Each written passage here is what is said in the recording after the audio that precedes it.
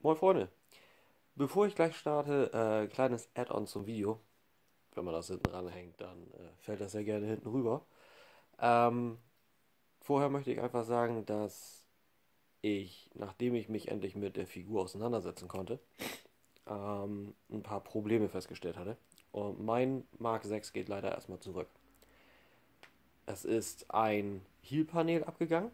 Das war allerdings nur die Klebestelle. Das war nichts wirklich Schlimmes. Und zusätzlich waren noch die beiden Batteriefächer in den Oberarmen zu fest zugeschraubt. Ich habe keinerlei Chance gehabt, die aufzumachen. Deswegen geht der Mark 6 morgen jetzt an den Verkäufer zurück. Das hat sich jetzt leider etwas gezogen. Nichtsdestotrotz ist das kein Problem, was sich wohl komplett durch die ganze Serie zieht. Ich habe von diesen Problemen noch nicht großartig gehört. Es ist also scheinbar nicht weiter verbreitet. Nur, dass ihr das wisst. Äh, Das werdet ihr noch alles sehen, wenn ich den nochmal reviewe. Mein Verkäufer hatte den Ersatz, den ich bekommen werde, auch schon ausgetestet. Die Schrauben gingen wohl ohne Probleme auf. Von daher freue ich mich dann auf einen neuen Mark 6. Und ihr könnt euch dann bald auf ein neues Review freuen. Hoffe ich zumindest. Ich hoffe morgen und dann geht das wahrscheinlich die Tage raus. Jetzt wünsche ich euch erstmal viel Spaß beim Unboxing und schönes Wochenende. Bis bald.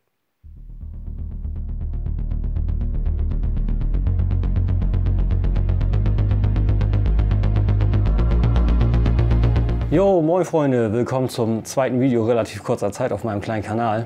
Ich bin Tim und heute gucken wir uns den Kollegen hier an. Es ist vielleicht schon relativ klar, Hot Toys MMS 378D17 AVG MK6.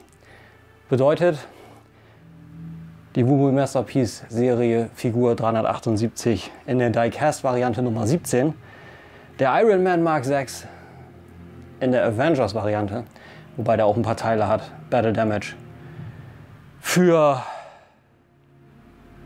um den Battle Damage darzustellen, für ein Misch aus Iron Man 2 und Avengers. Falls ihr schon hört, was hier gerade abgeht, ich habe gerade was am Laufen. Ich installiere gerade God of War, das habt ihr ja vorher dann wahrscheinlich schon gesehen. Deswegen, ich habe das einfach laufen, ich hoffe, das stört nicht zu sehr. Gucken wir in den Kollegen einfach mal rein. Aufgemacht habe ich das schon für ein anderes kleines Unboxing, was sich What's in the Fucking Box nennt. Das habe ich euch im letzten Video schon erzählt, im Realm of Collectors. Checkt die mal aus. Jetzt fangen wir erstmal hiermit an. Üblicher Shipper. Entschuldigung. Geliefert wurde der von Firestorm Collectibles. Schönen Dank, Lutz. Wie immer top verpackt. Kann man nichts sagen. Auf geht er hier unten. Da ich den schon aufgemacht habe, muss ich nicht mal mit dem Skalpell rumtüdeln. Das ist immer sehr schön. So. Jetzt legen wir mal hier rüber. Sehr schöne Box. Das übliche Diecast. Entschuldigung, die übliche Diecast-Grafik, was sie gemacht haben. Das Avengers-Logo. Ich finde den Farbmix ziemlich interessant, muss ich sagen. Mit diesem Bordeaux-Rot und mit dem Gunmetal hier unten. Mit der gelben Schrift. Mag ich, finde ich sehr gut. Das ist Wraparound-Grafik. Könnte man also auch aus mehreren zusammenbauen. Habe ich gestern was sehr Cooles gesehen. Goldener Arc Reactor rumrum. Überall dieses, weiß ich nicht, dieses sehr haftende Wrap, sag ich mal. Credits auf der Rückseite, wie immer. Und hier auch nochmal der Arc Reactor. Entweder ist hier ein kleiner Kinken oder die ist hier Grafik. Die Grafik ist hier weitergegangen. Aber egal, machen wir erstmal auf. Das ist ja mal das Wichtigste, ne? Machen wir den erstmal auf. So, einmal das Wrap rundherum ab. Da löst sich auch schon der Deckel sehr leicht. Und wie üblich haben wir hier eine sehr schöne Styroporbox mit, man fühlt schon auf der Rückseite die ersten Accessoires. Lässt sich oben und unten einfach runter sliden, sag ich mal. Mark 6 eingraviert. Hier haben wir die ersten Accessoires. Aber wir fangen natürlich erstmal mit der Figur direkt an. Deckel lässt sich einfach abheben. Und dann kriegt man schon direkt was richtig Schönes zu sehen. Getting our fix. Das ist lange her. Und die wird auch ziemlich schwer sein, schätze ich mal. Ja, die ist sehr schwer. Sieht absolut toll aus. Ich halte den mal eben so, wie er ist, in die Kamera. Absolut wunderschön. Tolle Details. Da schon nicht ganz Factory Fresh. Seit langem mal wieder ein sehr klassischer Ironman, den ich mir geholt habe. Muss ich sagen. Aber das bereue ich gerade auch nicht. Sehr toll. Sehr gute Artikulation. Aber da gehen wir noch ein Review durch. Ich bin ein bisschen faul in letzter Zeit, verzeih mir. Das muss ich unbedingt nachholen. Aber was ich so sehe, Double Jointed Elbows. Funktioniert toll. Dann haben wir hier Knie. Kriegen richtig tiefen Band. Der wird sich gut machen in meinem Display. Der wird sich richtig gut machen. Pink Panty Syndrom ist auch vorbei. Also dass sie mittlerweile gelagert gemacht haben anstatt flexibel. Finde ich sehr gut. Die Oberschenkel sind direkt die-cast. Ist super kalt. Finde ich klasse. Vor allem zu fühlen. Die Oberarme sind auch die-cast. Oh, die Schulterteile sind auch die-cast. Das hätte ich nicht gedacht. Da sind so kleine Schrauben drin. Ne? Hoffen wir mal, es kommt nicht Elektrokorrosion. Das wäre sehr ärgerlich. Die Waden sind auch die-cast. Oh, die unteren Teile auch. Ja, also Oberarme, Schultern, Oberschenkel und der komplette Teil hier bis auf die Decke hier sind alle die-cast. Irre. Kann ich nur immer wieder sagen. Wer Figuren premiumweise haben will, ihr kommt nicht an Hot Toys rum, Leute. Tut mir leid. Ist einfach so. So, den packen wir mal wieder rein und dann gucken wir mal ein paar Accessoires an. Schöne Battle Damage Chest. Wundervolle Details. Ganz toll. Und da sticht mir schon das Tony Sculpt ins Gesicht. In die Augen. Realismus, wie meiner Meinung nach ihn nur Hot Toys hinkriegt, muss ich sagen. Da mögen jetzt viele streiten. Ja, aber was ist denn mit? Kauft halt was anderes. Muss ja nicht sein, dass man immer dasselbe mag. Battle Damage Faceplate. Sehr schön. Und die üblichen Verdächtigen. Wir haben hier eine Hand, dass er auch mal tatsächlich gerade feuern kann. Mit einem Hinge. Bei einem Armor Plating hier. Finde ich sehr gut.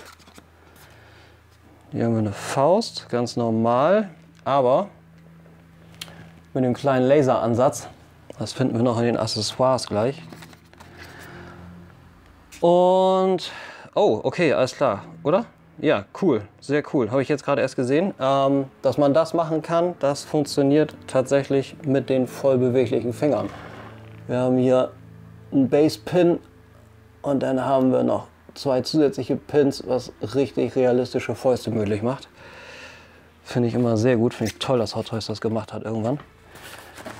So, das war es soweit von dem Ding. Gucken wir mal kurz in die Accessoires rein. Dafür ziehen wir einfach den Hauptteil ab. Und kriegen hier schon die Anleitung. Wichtig, guckt da auf jeden Fall bitte rein. Sagt nicht, da ist was kaputt gegangen und ihr habt da nicht reingeguckt, dann seid ihr selber schuld. Ist meine Ansicht. Entschuldigt bitte. So, dann ziehen wir den Kram hier mal ab und da fliegt uns schon einiges entgegen, um das mal so zu sagen. Tolle Base. Absolut klasse. Die werde ich für einen Fotoshoot definitiv nutzen.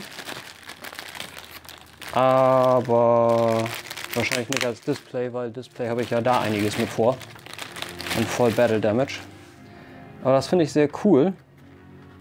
Wenn man ein bisschen Ahnung hat, dann weiß, was man machen muss. Das kann man rausheben. Das ist wie wenn er losläuft und dann fängt das Ganze an sich zu bewegen. Und dann haben wir hier diese kleinen Ärmchen, die anfangen seine Rüstung abzunehmen. Verschwinden einfach drin, man kann es wieder einklappen. Ganz toll. So. Hier machen wir einmal wieder zu. Wieder rein. Dann haben wir hier noch ein, ich sag mal, Plexiglas. Nee, oh, oh, oh.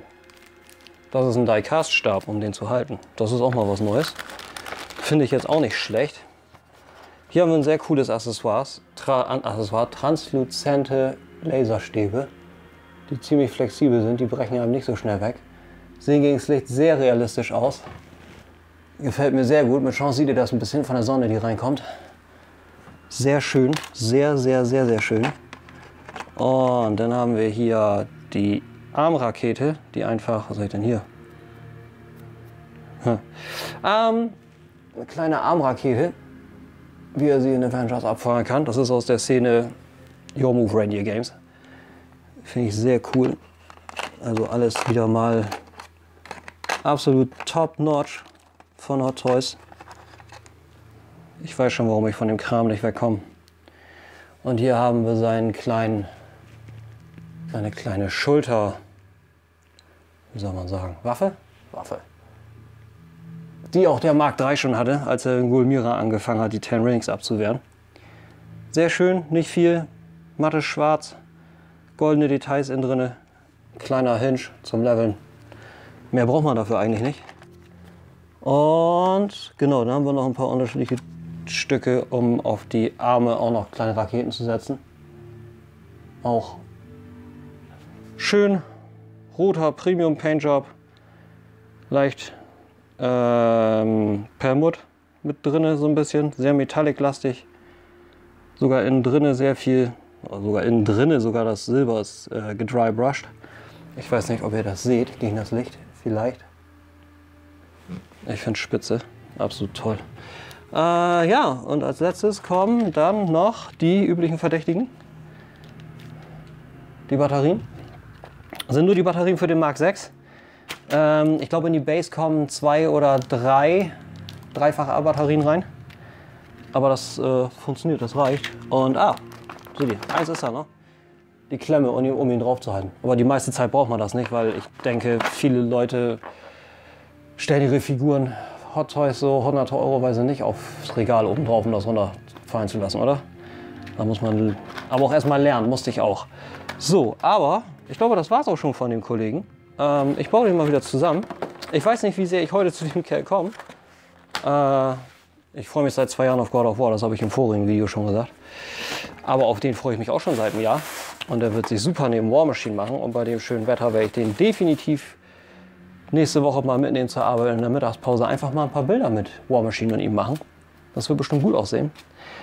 Aber wenn ich das Video mache, ist immer noch der 20. April 2018. Arbeit zuerst, der Spaß hinterher, wie man so schön sagt. Vielleicht geht, ich denke, das geht morgen hoch. Morgen oder Sonntag. Erstmal heute God of War. Und wie gesagt, der Freitag ist immer noch ein schönes Wochenende, immer noch ein schöner Tag. Ich würde mich über Likes freuen, ich würde mich über ein Subscribe freuen. Ich bin schon bei 46, hätte ich gar nicht gedacht. Also ich scheine was richtig zu machen, auch wenn es relativ langsam geht. Ich bedanke mich. Mail figure.photography.crate@web.de. Könnt ihr mir Anregungen schreiben, Kommentare, Kritik. Ich bin für alles offen. Auch schreibt mich an. Wie der Bummellux, der hat mich auch angeschrieben. Genau. Facebook @figurephotographycrate und Instagram @figurephotographycrate für Figur-News rund um Transformers, Hot Toys, Transformers Third Party, Statuen auch teilweise. Immer was ich mitkriege, das poste ich. Was ich nicht mitkriege, das findet ihr mit Sicherheit woanders. Aber ich versuche es für den deutschen Sektor ein bisschen zu machen, wisst ihr. Und ja, alles Weitere, ich glaube, das war's. In diesem Sinne, schönen Freitag, schönes Wochenende. Nächstes Review wird wahrscheinlich der Generation Toy Tyrant sein. Den wollte ich schon lange machen. Ich habe jetzt ein paar Tage Zeit, da werde ich mich wahrscheinlich endlich mal hinsetzen.